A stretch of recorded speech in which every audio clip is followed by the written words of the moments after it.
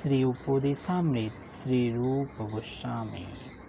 श्लोक नंबर 4।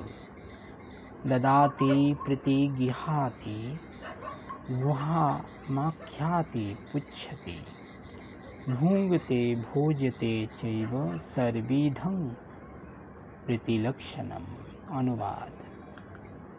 ভগবত ভক্তকে প্রয়োজনীয় দ্রব্য প্রতি প্রীতিপূর্বক দান, তার নিকট হতে কোনো দ্রব্য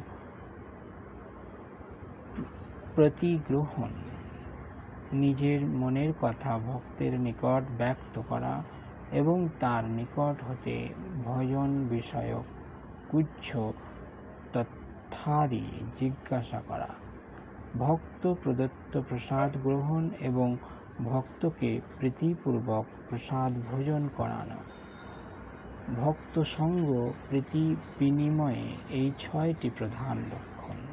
হরে কৃষ্ণ।